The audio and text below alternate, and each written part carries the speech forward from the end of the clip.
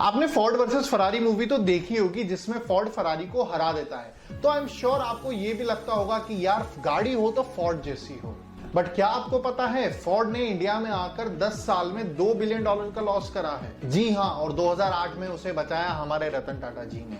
2 जून 2008 के दिन रतन टाटा जी ने टाटा मोटर्स की हिस्ट्री में एक लैंडमार्क डील फाइनलाइज करी। उन्होंने $2.3 बिलियन में फोर्ड से 2 लग्जरी कार ब्रांड्स एक्वायर कर ली जो उस वक्त बहुत पुअरली परफॉर्म कर रही थी। आज ये दोनों ब्रांड्स टाटा की बेस्ट परफॉर्मिंग ब्रांड्स में से हैं। गेस मैं कौन सी कंपनी की बात कर रहा हूं? जी हां, मैं बात कर रहा हूं जैगुआर एंड लैंड रोवर की। इस डील को टाटाज रिवेंज ऑन फोर्ड भी कहा जाता है और इसके पीछे की फैसिनेटिंग स्टोरी हम आपको इस वीडियो में बताएंगे। कहानी की शुरुआत दिसंबर 1998 में होती है जब टाटा मोटर्स ने टाटा इंडिका लॉन्च की। ये देश की पहली इंडिजिनियस कार थी और इसका नाम ही इंडिया और कार को कंबाइन करके बनाया गया था। At that time, all existing cars in the market were either imported or developed in partnership with foreign firms. By launching the Indica, Tata Motors became the youngest passenger car manufacturer in the world with little to no experience in that segment. Indica ने initial traction तो देखा पर वो interest धीरे धीरे fade हो गया और सेलिंग बहुत कम हो गई। एक ही साल में टाटा मोटर्स को काफी तकलीफ होने लगी।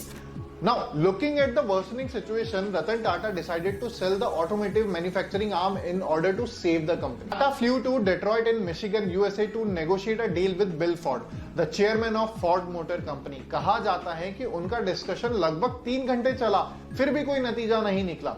बल्कि बिल फोर्ड ने रतन टाटा को कहा कि उन्हें कार्स के बारे में कुछ नहीं पता और वो टाटा के कार डिवीजन खरीद के उन्हें बड़ा फेवर कर रहे हैं। ये बात रतन टाटा जी को काफी ह्यूमिलेट कर गई और उन्होंने डिसाइड किया कि वो कार मैन्युफैक्चरिंग आर्म नहीं बेचेंगे। उन्होंने अपना सारा एफर्ट टाटा मोटर्स के पीछे लगा दिया।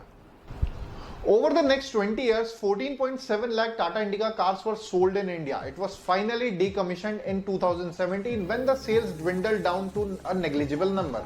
Now you know what? The Indica established Tata Motors as a front runner in India's OEM race. It also paved the way for other models such as the Indigo and Indigo CS, which put Tata Motors on the number 3 spot in that race. दूसरी तरफ मामला कुछ और ही था। Ford motor company 1991 में ही India enter कर चुकी थी जब हमारी कंपनी लिबरलाइज हुई थी। लेकिन फोर्ड ने जितने भी मॉडल्स लॉन्च किए वो सिर्फ कुछ ही महीनों तक बायर्स को अट्रैक्ट करते थे और फिर इंटरेस्ट ही फिजल आउट हो जाता था।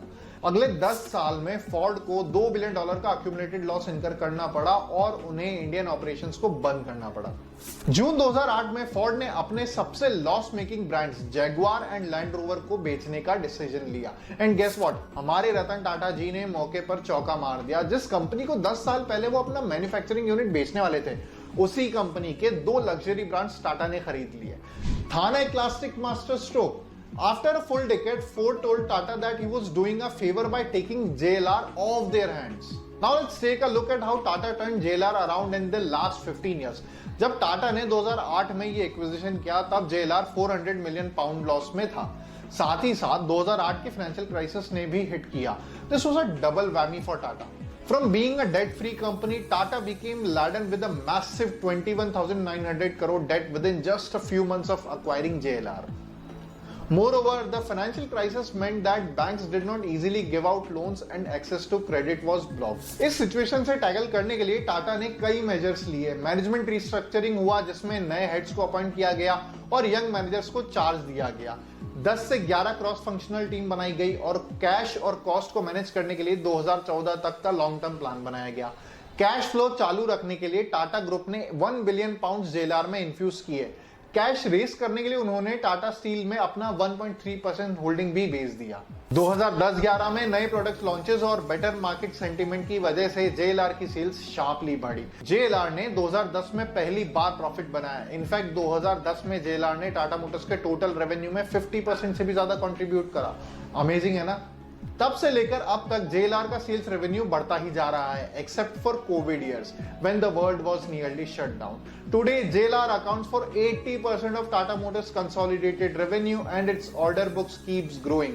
Analyst expect JLR to continue this trend and become debt free by 25। उम्मीद करता हूं इस वीडियो से आपको रतन टाटा जी के विजन के बारे में पता चला होगा। अगर आपको ये स्टोरी पसंद आई तो इसे अपने दोस्तों के साथ शेयर करो, लाइक करो वीडियो को और कमेंट सेक्शन में बताएं आपके क्या थॉट्स हैं। And do not forget to subscribe to ICICI Direct. Investment in securities market are subject to market risk. Read all the related documents carefully before investing.